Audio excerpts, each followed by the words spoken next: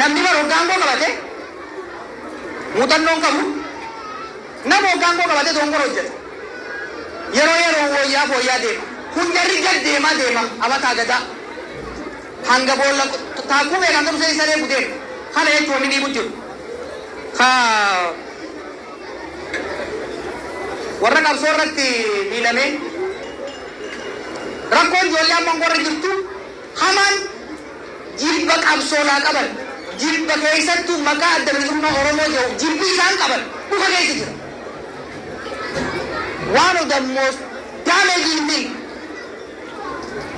namni qabsoo keessa ture kaasaagaa fedhe itti maxxanee faarse ka isaan salphisanii ari'an malee nama tokko meenaa hima maqaan ta'u warra nu biraa gale hogganoota adda bilisummaa Oromoo ka isaan jalan maxxifatee isaanii goree nu lolaa ture amma bar salphisaniiti kararra gataa jira jechuudha.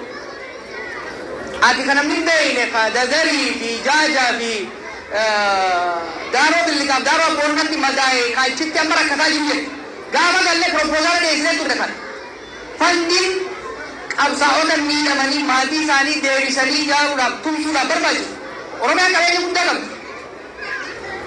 Wanni tokkichi isaanii tokkichi ijoollee bilisummaa amma hattu nama kuma tokko miidhama kuma tokko gargaaruu danda'a jechuudha. Isaan garuu miidharra miidhoo maaliif qabsoo keessa waan hin turiniif nama qabsoo keessa ture jilba hamaa keessaa qaban gargaaruu qofaa miti.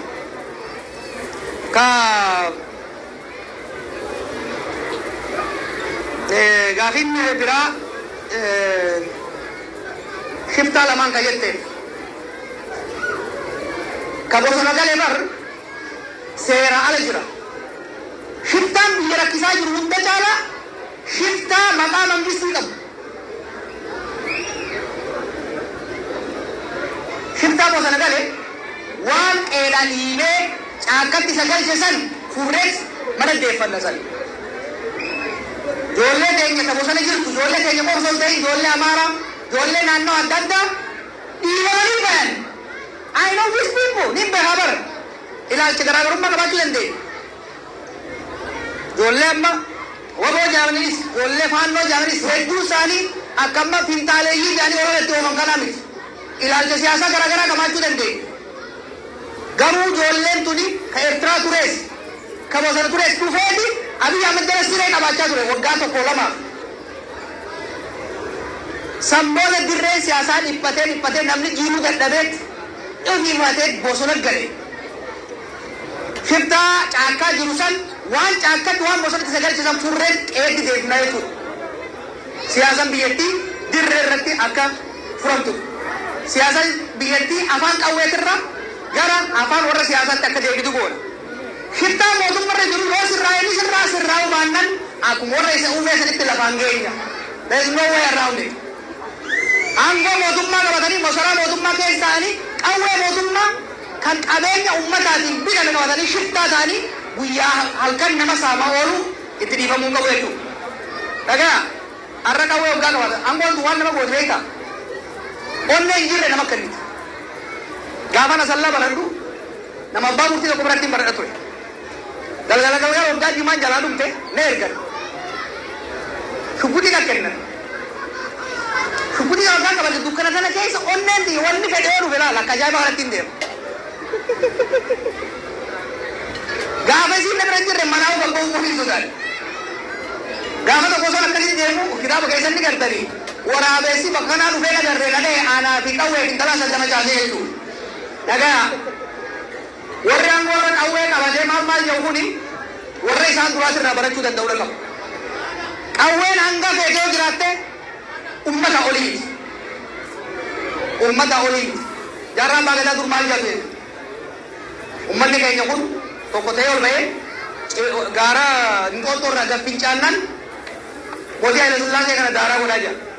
Qeerroon kanuma gootee bar tokko taatee tokko fincaattee wayyaanii daaraa goote waan biraatiif. Har'as taanan madaalli kamiyyuu sirni wayyaanee gara kana caala jabinaan paartii cimaa qaba, seekiyuritii cimaa qaba, diinagdee cimaa qaba, siyaasa cimaa qaba. Jarri kun seekiyuritii qaban, diinagdeen qaban, paartiin qaban. Nu Oromootu asiin isaan ga'e.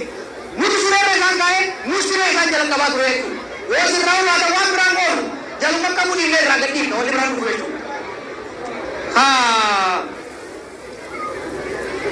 dhimma federaalizimii dhimma filannoo hundi itti dhufu. Beekumsa qabna Oromoon beekumsa qaba ummata sirnaan bulu ummata aadaan bulu ummata dimokiraasiin bulu. Oromiyaas tahaqa ummatoota isii keessa jiru eegu Oromoo qofa osoo hin ta'in sablammoota isii keessa jiru. Itoophiyaas ummanni bara abdii akka muduraa qabaachaa ture 2018. It was not just about Oromos. Sabaaf sablammiin nu wajjin cunqurfamaa cafaqamaa ture. Amma booda ummanni cunqurfame kuni ummanni Oromoo kun akka keenyatti laalaa cunqursaa beeka. Kana booda miidhaan nurraa dhuftii jedhaniitu abdii mul'achaa ture jechuudha. Abdii san nyaatte ijoolleen ture. Kanaraanis ummanni murtii isaan keessaa ba'e yeroo adda addaatti nu miidhaa ture. Amma booda miidhaan ni dhaabatti. Araaraan nagaa nuuf nagarii yaadaa ture jechuudha. Mismanagement of the transition karaa koo kana hunda nutti uume. Kanaaf sirna ummatoota Itoophiyaatiif ta'u marii marabbaadhaan ilaameedhaan ummatoota hogganoota isaanii wajjin mari'annee sirna ummata keenyaafis ummata biraafis ta'u jaaruu qabnaa jaaruus ni dandeenyaa jechuudha. Kabiraa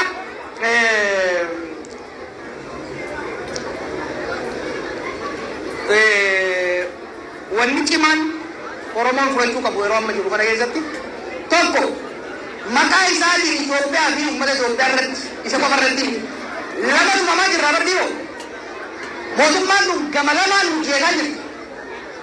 Gama tokkoon nu saaman nu jeesan nu hidhan uummata kana. Gama biraatiin maqaa keenyaan uummata biraa miidhan uummanni biraa mootummaa Oromoodhaatitu namni nu jira ni jibbamna jechuudha. Oromoo foobiyaan hangaan duraan jirarra dachaa meeqan guddattee jirti. Maqaan nyaatan maqaan balleessan darriin isaanii tuffifite hammeen isaanii jibbafite. Because to stop kana dhaabuu danda'uu qabna jechuudha. Maaliif nuti biyya nu hundaaf taatu jaaruu barbaadna. Waa'ee Oromoo fi Itoophiyaa waliin ga'u. Oromoon Itoophiyaa jibbee hin fincille miidhaa Itoophiyaan fiddu jibbee fincille. Dhaggeeffadhaa. Nuyi Itoophiyaa jibbineen fincille kaleessaas. Nuyi Amaara jibbineen fincille, Tigree jibbineen fincille. Oromoon kan fincille miidhaa maqaa Itoophiyaatiin irra gahu ifirraa cabsuudhaan.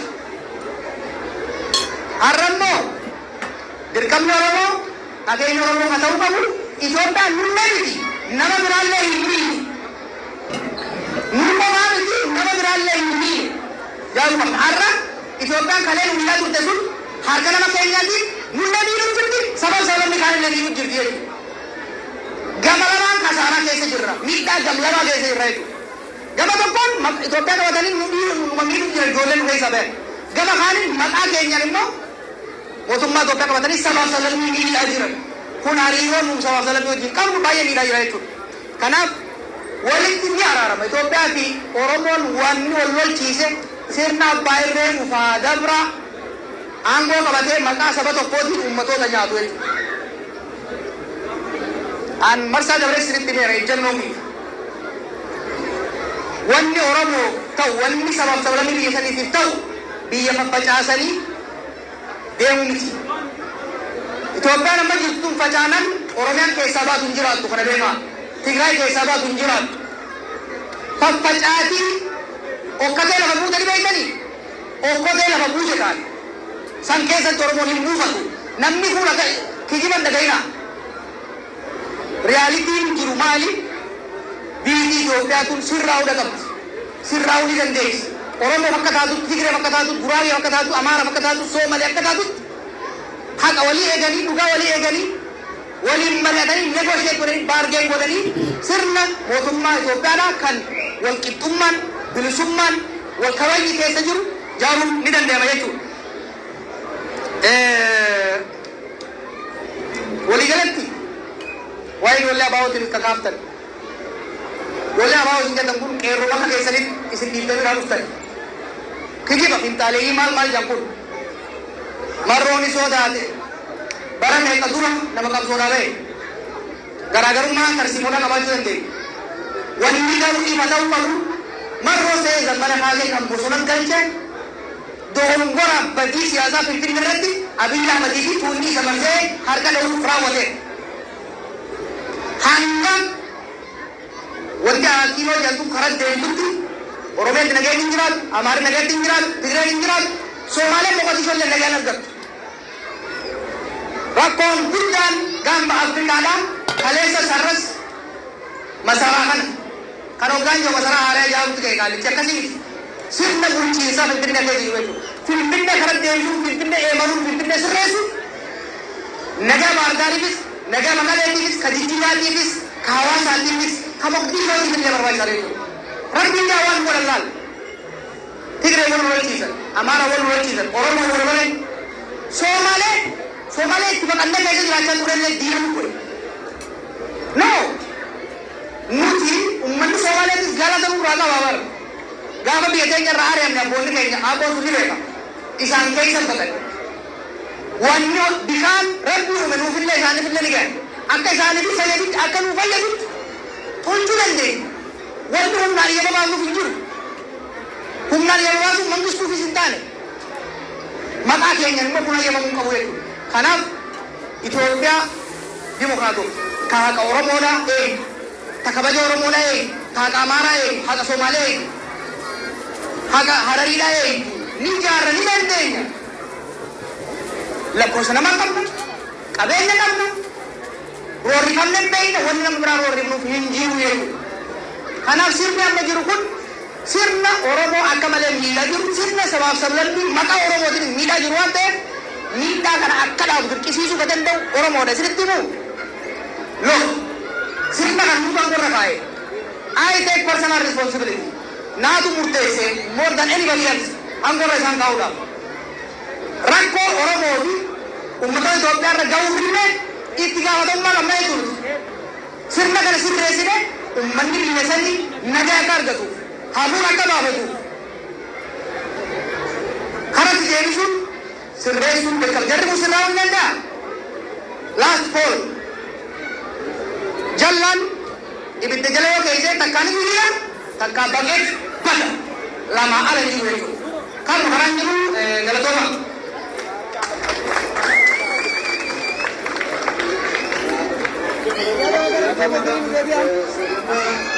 Garagartee deeggarsa obboleessa isaanii Jawaar Mohaammed kitaaba isaa hin gaabbuudhaaf fidanii dhufan dubartoonni Arsii nurraa jalqabii gaarii keessaan na dhufanii anillee isaan warreen jalqabaa mee ammayya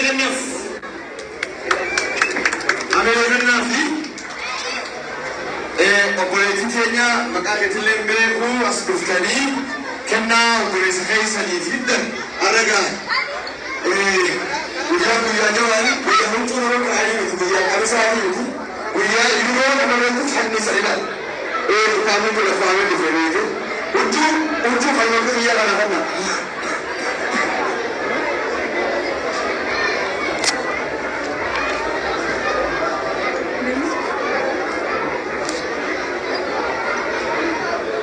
ayyee biyyoonni firasan dhaabbattan bilis bilis ammayyaadona Security ini, security.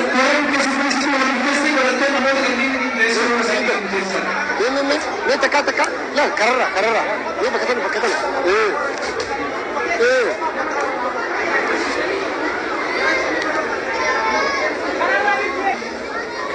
Ini sini. Utama aja. Ayo dah. Itu langsung ya benar. Kita berbeda. Kalau mau kerja, wifi jangan rasa kan. Wah, kesab undang. Live jangan ada kita wal live lah. Benar bro. Benar rambut kita benar. Ini kita benar. Masih benar tahu. Baganagan nujrate, baga umri nyuderate. Mungkin kita akan ada kompetisi hayu kena. Tadi kita akan ada kompetisi, kita akan ada पैसा कनाडा फिल्माचो केना बुझा पैसा बुझा जलकावा जर्मन केसा तिगोडने निर्माणना kan akka kiyatti ani maqaan kiyyaasiidha akka kiyatti baay'ee galatooma akka waddaa kennaa titille baay'ee gammallee jira kitaaba hayyuu kanaa bitanne waan hayyuun barreesse waan xiinxalaan kun barreesse irraa kitaaba kana dubbisnee seenaa kana hubannee akkasuma immoo durmayyuu hin beekna garuu immoo kitaaba kana harkaan qabannee dubbisuun kenna baay'ee gammannee jirra anis baay'ee gammadee jira jechuudha. Kitaaba kana namni hin barreessaa garuu abbaan feeyyuu barreessa. Kitaaba hayyuun kun barreessa. Kitaaba Jawaar barreessa. Namni harkaan qabatee dubbisuun carraa guddaa qaba. Hayyootiin kenna kanaan dura osoo carraa kitaaba kana barreessuu hin argatin nurraa deeman hedduutu jira. Ammallee hayyuun akkanaa kun kitaaba kana nu barreessutti baay'ee gammannee jirra. Nuti immoo waldaan dubartoota Arsii hayyuu kana goota kana silaa akka kennatti osoo kanaan dura torba akkas jala ta'ee jiraate waan guddaa qabannee dhufna. Wanti nuti kun isaan hin madaalu haa ta'u garuu guyyaa 2-3-4 keessatti mari'annee waldaan dubartoota Arsii waan kana mari'annee qoreen dubartootaan mari'annee waan kana goone asumaan dubartoota waldaa Arsii hundayyuu naa galatoomfadhaame. Koreewwan kennas hirriba dhabuudhaan waan kana hayyuu kana nuti dhufee keessummaa kana haala akkanaatiin simachuun nutti dhaga'ama. Osoo xiqqoon nu jala bu'ee quba hin qabnu miidiyaa irra hin jirru nuti hawwattoota haadha daa'immaniiti miidiyaa kana hordofaa hin jirru. Guyyaa 3 kana keessattuu garuu hayyuu keenya harka duwwaa bira dhaabbannu jettee dubartoonni waldaa Arsii Yuuroo 2,000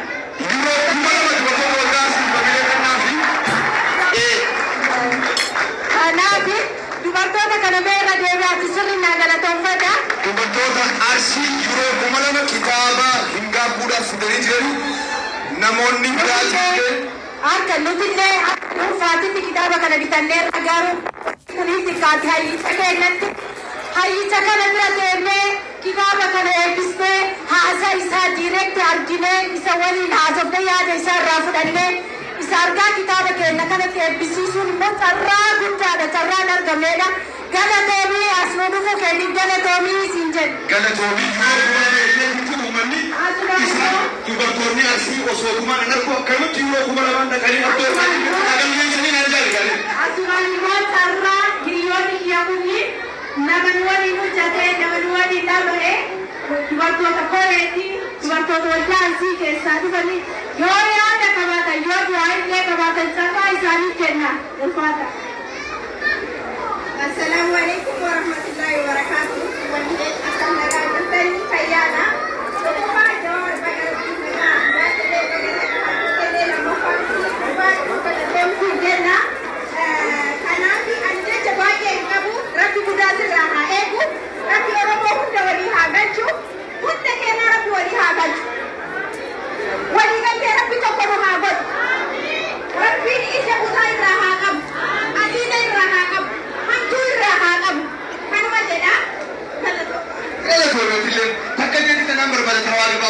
السلام عليكم ورحمة الله وبركاته. أنا عسى جدا قبل جوار بابا كريم هذا أسوسيشن بابا دا. عسى برجومي كتاب كنوتي عبده وليبت العبده برزته أمتى تيام من هذا جبته بيتور مكتي